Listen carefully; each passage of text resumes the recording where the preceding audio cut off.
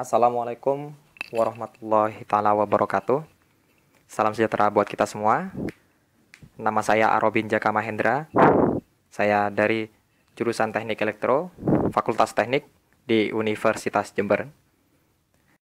Di sini saya akan menjelaskan mengenai bagaimana fungsi maupun penggunaan dari jaringan saraf tiruan JST untuk peramalan beban dengan kita mengacu pada jurnal yang ada nanti kita gunakan.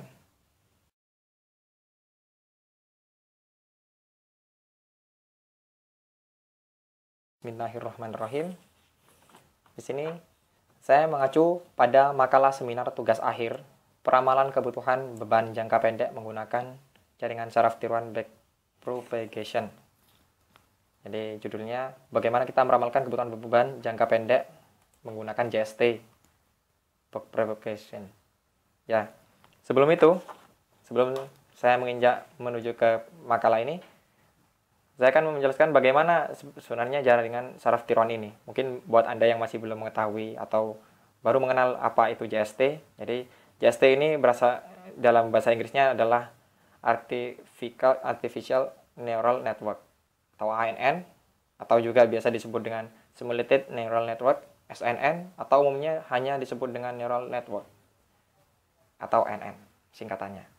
Jadi JST ini merupakan suatu jaringan dari kelompok unit pemrosesan kecil yang dimodelkan berdasarkan jaringan saraf manusia, bagaikan otak manusia. JST merupakan sistem adaptif yang dapat mengubah strukturnya untuk memecahkan masalah berdasarkan informasi eksternal maupun internal yang mengalir melalui jaringan tersebut. Jadi, secara sederhananya, JST ini alat pemodelan data statistik yang non-linear, jadi tidak linear. JST juga dapat digunakan untuk memodelkan suatu hubungan kompleks dari gimana inputnya dan output untuk menemukan pola-pola pada data. Seperti itu. Jadi, kita membutuhkan input dan juga membutuhkan output. JST ini kan merupakan sistem pakar pembelajaran yang butuh data berpola. Pola inputnya itu apa?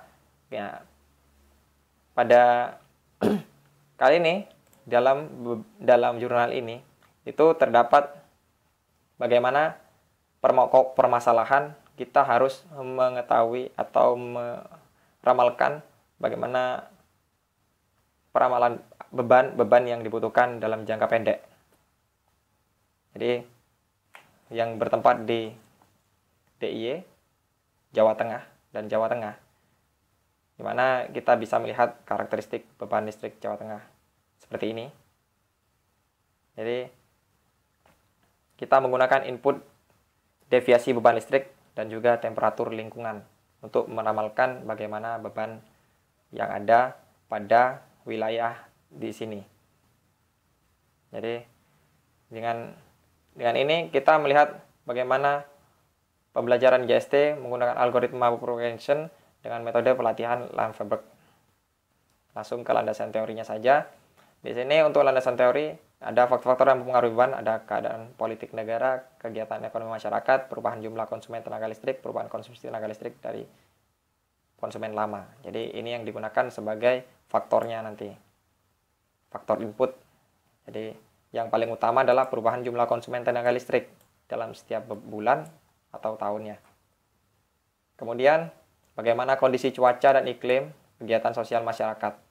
Jadi kegiatan sosial masyarakat itu biasanya pada hari-hari tertentu seperti hari-hari libur itu semakin banyak konsumsi daya listrik. Seperti itu. Peramalan beban jangka pendek, kemudian peramalan beban jangka menengah. Ini peramalan beban jangka pendek juga. Yang ini jangka panjang. Jadi ada 3 kelompok peramalan beban listrik nantinya. Kemudian cara-cara bagaimana kita meramalkan beban listrik, yang beberapa metode yang dipakai untuk meramalkan beban. Dengan metode last square, ada beberapa metode di sini, eksponensial, kemudian metode koefisien beban, dan kemudian kita masuk bagaimana JST itu. Jadi seperti tadi yang saya jelaskan, di sini sama penjelasannya, arsitektur yang mana dengan cara mengilhami dari pengetahuan tentang sel saraf biologi dalam otak. Jadi ada pola-pola hubungan antar neuron, metode penentuan bobot penghubung, training, learning, dan fungsi aktivasi yang digunakan. Apa itu neuron? Di sini unit pemroses informasi. Dan setelah itu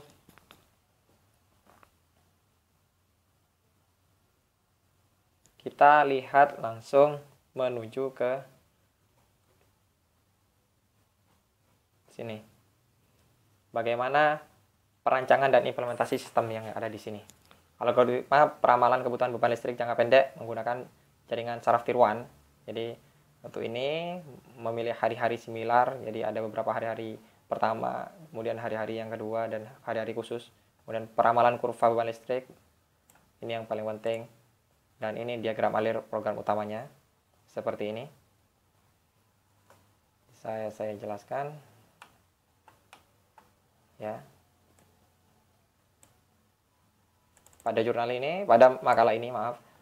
Jadi dimulai dengan memilih menu, kemudian bantuan, tampilan forum bantuan seperti apa, kemudian masuk kemudian tampilan forum tentang seperti apa, ini dijadikan input, kemudian programnya ini masuk ke peramalan, kemudian diproses bagaimana peramalannya, kemudian outputnya beban listrik, kemudian pilih menu, apakah masih butuh bantuan, kemudian balik lagi, apabila kembali, ya juga kembali, apabila keluar berarti selesai. Seperti itu. Jika kembali lagi, apakah ini pilih menu, apakah keluar atau tidak. Jika tidak, maka akan kembali lagi menuju ke pilihan menu lagi dan kemudian keluar. Kemudian kedua, diagram alir subprogram peramalan beban seperti ini.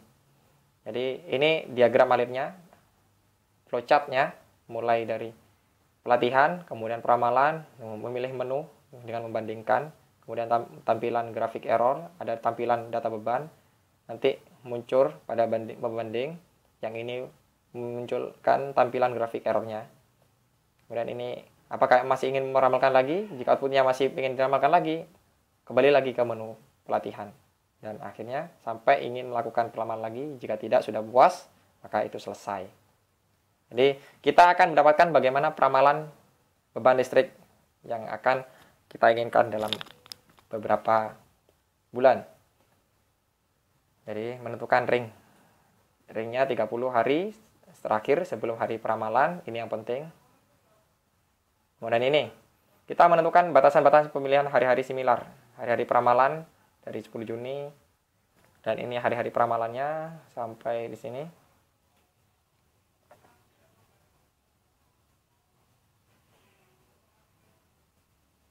Kemudian setelah itu, setelah Anda lihat, di sini ada pelatihan jaringan dengan algoritma backpropagation.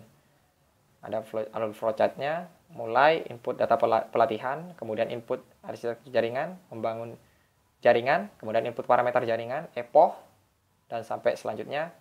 Di sini akan diproses dengan beberapa rumus. Akan saya besarkan, dapat dilihat. Maaf ya, kurang jelas. Mungkin Anda bisa download langsung di internet, di Google. Untuk ini hitung error dan bobot biasnya, kemudian bobot bias baru, kemudian hasil parameternya apakah sudah terpenuhi. Jika tidak, maka kembali lagi dengan mencari epochnya, dengan epoch ditambah 1. Jika kedua kalinya, maka epoch ditambah 2. Hasilnya sampai selesai. Seperti itu. Dan ini bagian peramalannya. Setelah melalui pelatihan seperti tadi, untuk mendapatkan kurva beban listrik peramalan mengikuti diagram alir seperti ini. Mulai rata-rata, kemudian input data pengujian selesai, apa sesuai pelatihan, jika belum, maka kembali lagi pengujian inputnya, sampai simulasi jaringan dan peramalan beban listrik, kurva beban, hasil peramalan map, dan selesai prosesnya. Seperti itu. Kemudian setelah itu, kita masuk ke menu pilihan, analisis hasil program. Tampilan simulasi seperti ini. Aplikasi jaringan saraf tier 1 dan peramalan kebutuhan beban jangka pendek. Ini hasil programnya.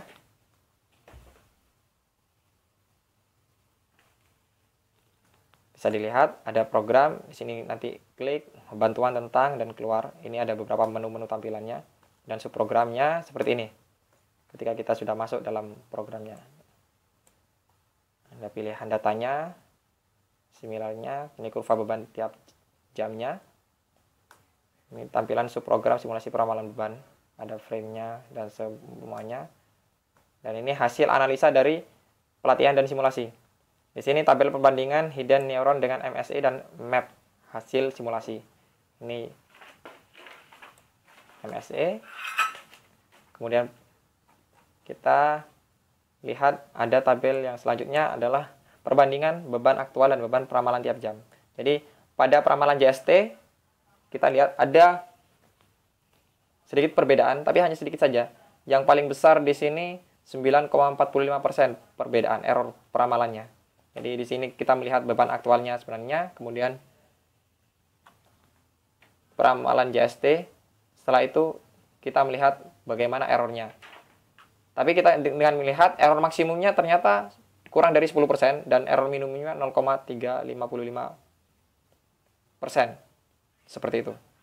Jadi bisa dikatakan bahwa program ini sangat termasuk sukses atau dianggap optimal lah.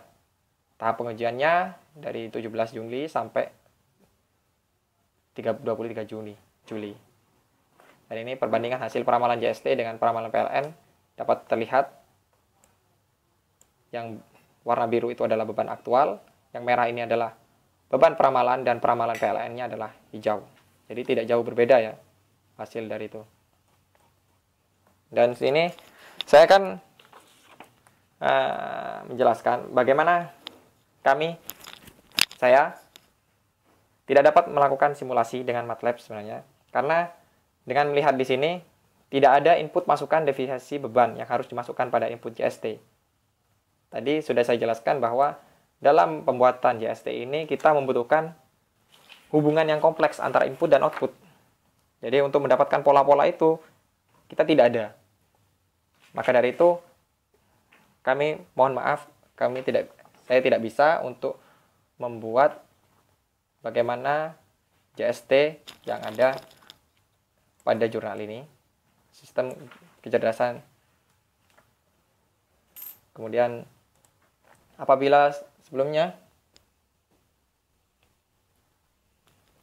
itu saya akan menjelaskan bagaimana kita akan membuat jaringan saraf tiruan ini. Yang pertama kita klik Start, Toolbox, kemudian kita pilih More dan Neural Network. Seperti ini. Ini ada beberapa menu, Neural Fitting Tool, Closing Tool, dan NP Tool, NN Tool, dan NN Tool. Nah, di sini kita gunakan NN Tool. Seperti ini. Kita membutuhkan input data seperti tadi, karena tidak ada. Sebenarnya kita bisa gunakan input data ini. Dengan cara networknya ini seperti apa, pengaturannya. Kemudian ini akan dimasukkan, diimport. Bagaimana importnya? Seperti tadi, diimport data. Ini dipilih input, kemudian diimport. Nanti akan masuk input, kemudian diimport lagi. Target datanya seperti apa. Nanti dibuat target data, kemudian diimport. Kemudian untuk ini networknya, kita import juga sampai selesai, dan output datanya juga seperti itu. Nanti akan muncul bagaimana perubahan data seperti ini. Hampir sama sebenarnya. Nanti perubahannya akan menghasilkan hasil kurva yang paling utama perubahan seperti ini. Tidak jauh berbeda. Seperti itu.